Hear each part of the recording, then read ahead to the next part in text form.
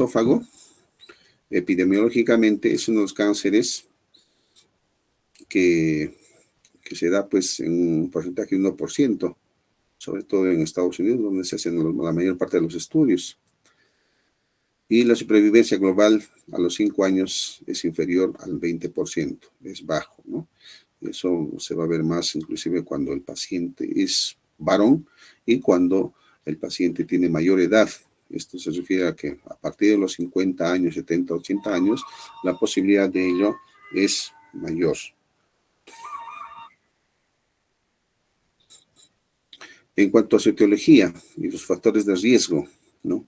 Se va a producir más que todo por una deficiencia de algunas vitaminas y minerales, como son la vitamina A, la vitamina C, la vitamina E, riboflavina, el selenio, el zinc, el folato.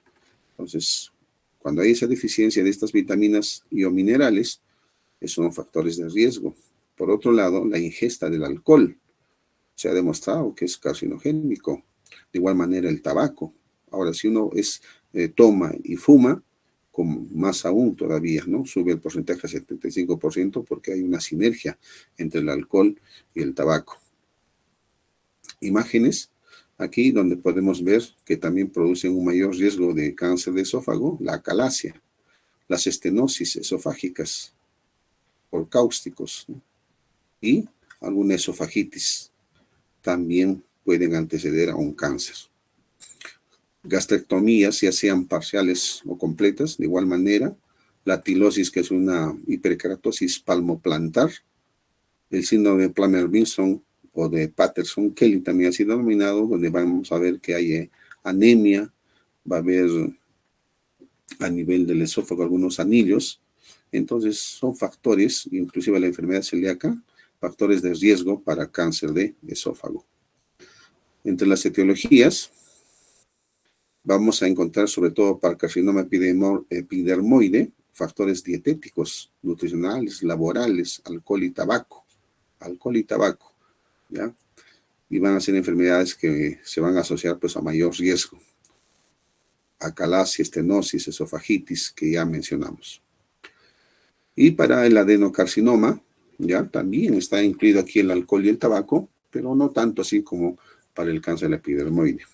El esófago de Barrett, sí, aquí se considera un factor muy importante para el adenocarcinoma.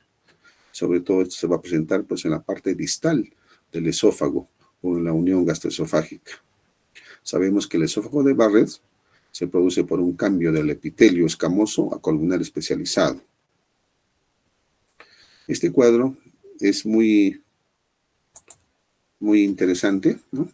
Este cuadro es importante, en el cual vamos a ver las diferencias entre un carcinoma escamoso, epidermoide, y el adenocarcinoma. En relación a lo que son hombres y mujeres, siempre arriba está en mayor riesgo los varones, tanto para el cáncer epidermoide como para el adenocarcinoma. Mucho más todavía para el adenocarcinoma, con una relación de 7:1. En cuanto a la localización, en el esófago, en el tercio medio es donde más se va a dar el cáncer epidermoide y en el tercio distal más el adenocarcinoma. Los factores principales de riesgo son para el epidermoide el tabaco y el alcohol, sobre todo. En el adenocarcinoma también entra el tabaco y el alcohol, pero no tanto así. Más es lo que se toma en cuenta el reflujo gástrico. Y en las enfermedades predisponentes para el cáncer epidermoide mencionamos que la acalasia, la esofagitis, la tilosis, el síndrome de Plummer-Vinson son factores de riesgo para el cáncer epidermoide de esófago, y para el adenocarcinoma es el esófago de Barrett. Entonces, todas estas diferencias hay que tomarlo en cuenta. En cuanto a su etiopatogenia, vemos que hay enfermedades hereditarias, ¿no?, que van a aumentar pues el riesgo de cáncer de esófago. A su vez, el alcohol y el tabaco mencionamos para el cáncer epidermoide, y para el adenocarcinoma, la obesidad y el reflujo gastroesofágico. Y también mencionamos el alcohol y el tabaco, pero en un porcentaje menor.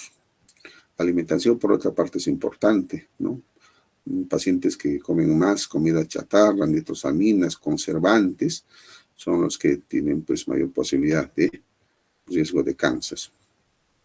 Aquí vemos los factores nuevamente de riesgo: el tabaco, el alcohol, el esófago de Barrett, es muy importante, sobre todo para el adenocarcinoma. En cuanto a su biología molecular, cómo se produce, pues se debe a una mutación en los genes supresores y protoncogenes, sobre todo de los cromosomas 3p, 14, 11 y 12, y algunas mutaciones, sobre todo del p53. La clínica, en este cáncer de esófago, lo principal va a ser la disfagia, el dolor, ¿no? Va a haber regurgitación, va a haber halitosis, porque el alimento se queda ahí fermentado y no avanza. Puede haber inclusive neumonía por broncoaspiración. El paciente va a tener pérdida de peso. Y hay en algunos casos, inclusive pues va a haber hematemesis, porque ese tumor en algún momento va a sangrar. Puede haber tos cuando hay fístulas traqueoesofágicas, inclusive síndromes neurológicos como el síndrome de Claudio-Werner, donde va a haber una caída del párpado y va a haber una contracción de la pupila y dificultad o disminución de la sudoración del lado afectado. Eso es porque el tumor afectado puede ser una parte de los nervios. Y finalmente pues se verá de repente algunos síntomas de acuerdo a la metástasis al órgano que ha ido, y esto es principalmente a lo que es al pulmón y al hígado. Manifestaciones clínicas más frecuentes del cáncer esofágico avanzado ya. Y aquí vemos los diferentes porcentajes. Lo primero que vamos a ver es disfagia, dificultad para la deglución, para pasar los alimentos. El paciente baja de peso, dispepsia, ¿no? Con distensión abdominal, puede haber odinofagia, dolor torácico. El diagnóstico lo vamos a hacer por la exploración física y una buena historia clínica. Vamos a encontrar que en las fosas supraclaviculares, región cervical y axilar, puede haber algunos ganglios, ¿no? Pérdida de peso. Hay que hacer también una exploración otorrinolaringológica. En las pruebas de laboratorio pediremos un hemograma para encontrar una anemia que probablemente sea microcítica o macrocítica. Vamos a encontrar elevación de la fosfatasa alcalina, transaminasas, porque ha habido compromiso ya del hígado, o hay una hipoalbuminemia, trastornos de coagulación, ¿sí? O puede haber hipercalcemia cuando hay un síndrome ya paraneoplásico. Aquí vemos imágenes de un esófago donde hay una obstrucción, ¿no? A este nivel, y prácticamente no pueden pasar los alimentos o hay dificultad para ello, produciendo disfagia. La estadificación va a ser también lo clásico de acuerdo al TNM, a los tumores, a la invasión del tumor, el compromiso de los ganglios y la metástasis a los diferentes lugares, a diferentes órganos. Los factores pronósticos, la probabilidad de supervivencia pues es menor al 10% a los 5 años. ¿Ya? Y hay que ver aquí también pues el grado de invasión tumoral, o sea, hay que ver el TNM, eso va a ser importante para darnos el pronóstico, y si hay presencia de tumor residual después de una cirugía. Lo importante aquí es ver la localización. Si están distalmente en el esófago, en la parte distal, entonces tienen condiciones anatómicas más favorables para la cirugía. La longitud del tumor, también los tumores que miden más de 5 centímetros, ellos van a tener mayor posibilidad de metástasis. Y el que tiene mejor pronóstico es definitivamente el epidermoide en comparación del adenocarcinoma. Hay diferentes técnicas quirúrgicas para el cáncer de esófago, ¿no? Diferentes técnicas, que eso ya es parte de que lo vea el cirujano, ¿no? Como la esofectomía puede ser radical en bloque, torácica total, a través del hiato. No va a haber una técnica especial estándar, sino eso va a depender mucho también de la habilidad del cirujano. Es importante la radioterapia, en los cuales en el tercio superior van a responder mejor que los que tienen el cáncer en el tercio inferior o distal. Por otro lado, también es importante la radioterapia como única modalidad de tratamiento para un manejo paliativo cuando ya no se puede hacer nada, cuando el estadio sea un estadio 4. Hay otra radioterapia externa endoluminal que tiene baja morbilidad y alta tasa de control de síntomas, sobre todo de la disfagia, y tiene una supervivencia similar a una cirugía sola. Entonces, en los casos que no se puede realizar una cirugía, se puede dar esta posibilidad de radioterapia externa endoluminal.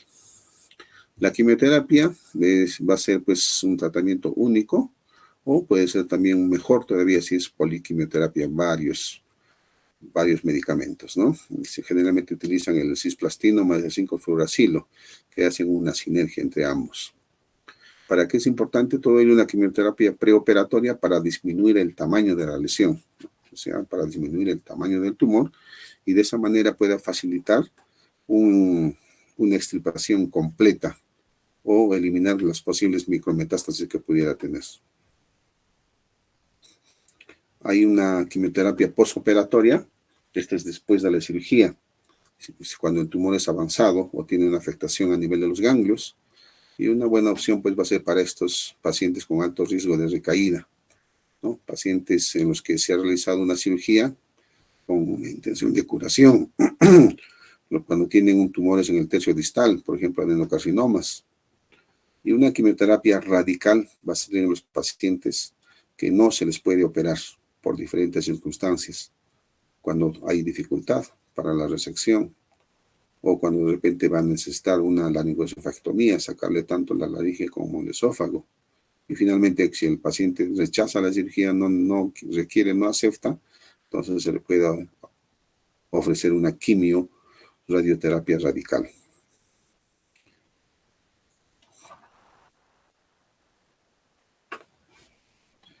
A ver, ¿me están escuchando? Por favor, ¿me siguen? Sí, doctor, sí se lo escucha. Sí, doctor. Vamos avanzando.